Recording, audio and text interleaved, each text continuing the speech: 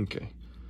I wanted to make this video real quick. This happened, I think, 2 days ago or yesterday. I'll have a picture of it later. I sent a message to my friend for evidence purposes.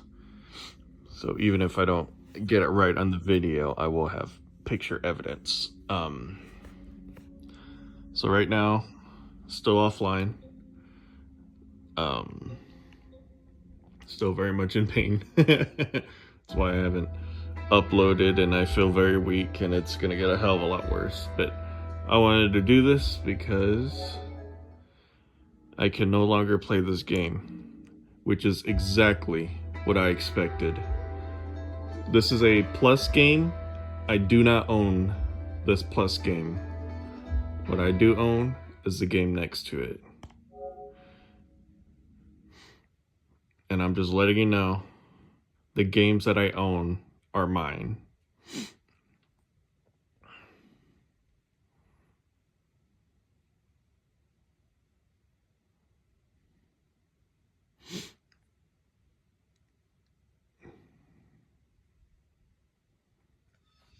See, able to play it just fine.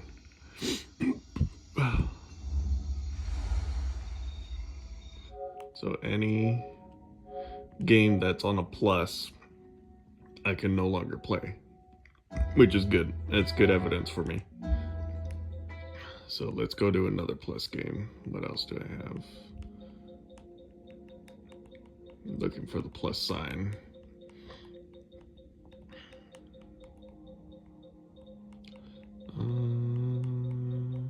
Oh, you know what?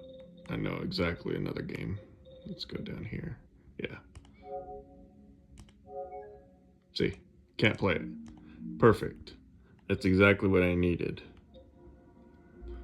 Let's play the game right next to it. One I do own.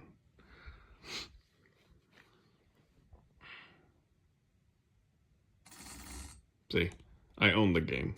The license that I bought is for me to have and to play. It works perfectly fine without internet connection. So the plus games, when you're offline, will work for about 15 days, and then it will require a internet license renewal, which is exactly fine. It's exactly what I expected. Ownership is what I care about. And if I'm paying for a service to give me free games, because we're not paying for the multiplayer internet access. PlayStation is not a provider of internet access. I don't pay the internet, the people who are actually running the internet. If I don't pay it, I lose access to PlayStation Plus anyway. But if I have the internet, plus for me, and what I'm arguing for is that you're paying for the games, not for the internet access, because you cannot access PlayStation without paying the actual provider.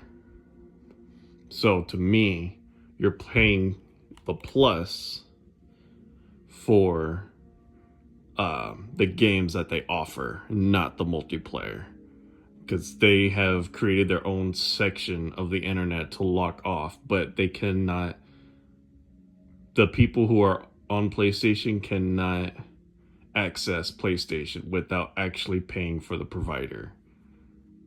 PlayStation's internet by itself is nothing but a Netflix for games, much like the Microsoft Game Pass. That's what you're paying for.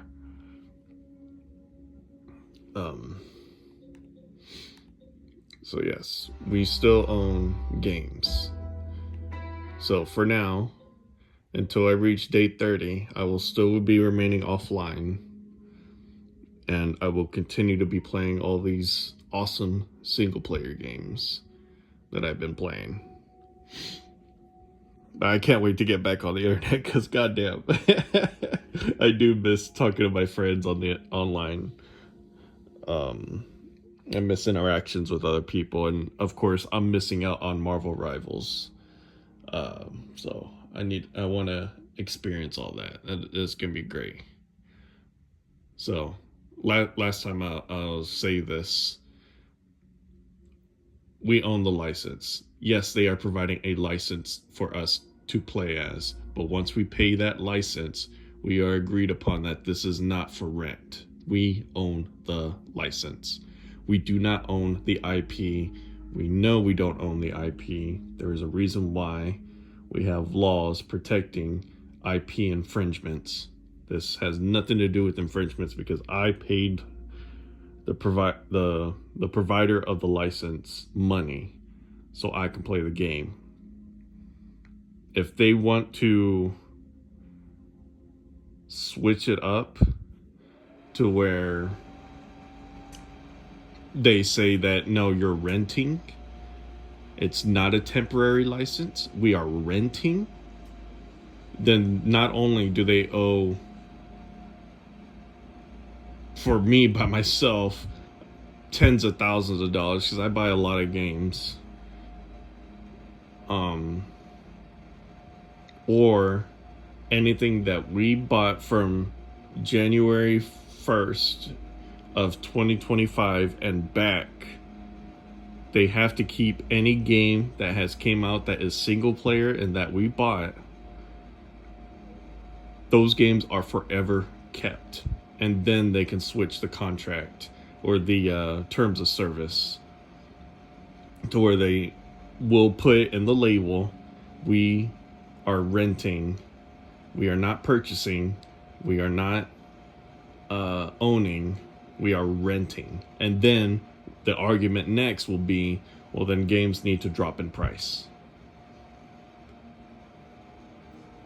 Because now we need to fight to distinguish between why are we paying for Plus in the first place? Because then we're paying for two temporaries.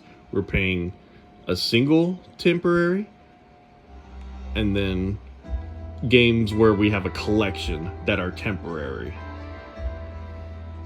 And to me, that sounds like a scam of some sort. I'm not classifying it as a scam. I'm just saying how I feel.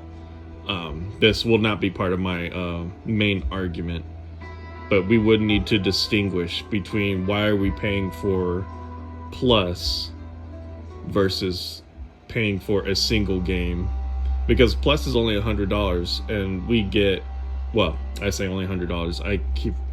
They have increased the price several times and a ridiculous amount. But yeah, the games that we pay for the license we own. We obviously don't own the IP. I'm not doing anything. I'm getting tired of speaking. I'm not doing anything that is infringing on their rights. I'm not costing them any more money because it's offline. I'm not connected to any server. It's single player. I have created my own arcade cabinet that me and my friends can come over and play. I say me and my friends, me and my family. I wish I had physical friends, but I don't. I only got family.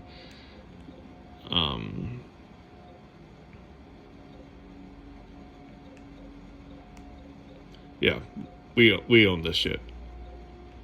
And the fact that I have to not only rely on the algorithm to show people that we own it, but now I have to expend energy when my energy needs to be other places, but because no one's fighting for this, I feel like I'm the only one who has to fight it. Now, I saw Rossman's video, which is fantastic. I'm glad he's on the ball on that. But we haven't communicated as much as I've tried. I have mentioned this several times in his comments, and I haven't received a reply back or any interest from from people.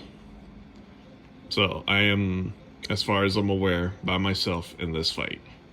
In the US, to be specific, because I know that a guy, I forget his YouTube channel's name, and farms in the UK.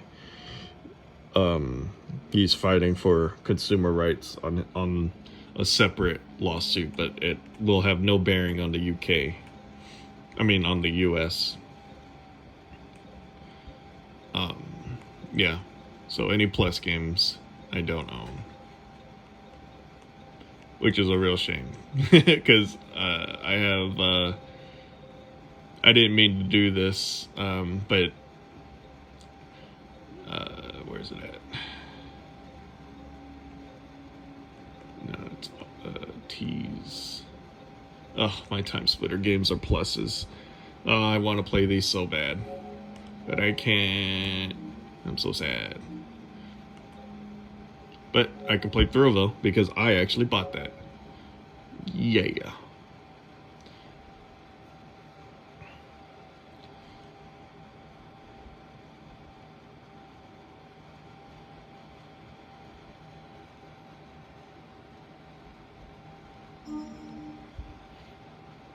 I'm glad I bought all the classics I could before I went offline.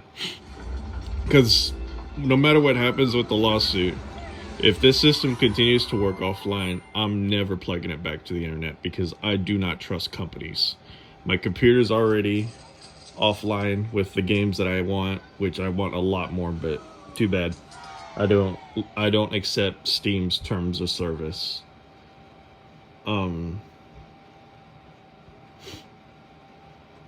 Because as soon as the law was gaining traction and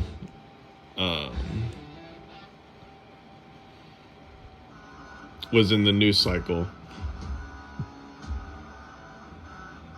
they immediately switched their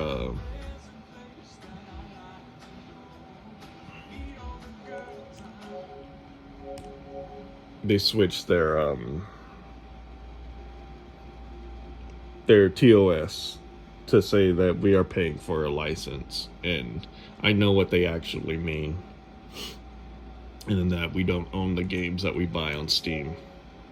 So there needs to be a precedent set. There's not a set precedent.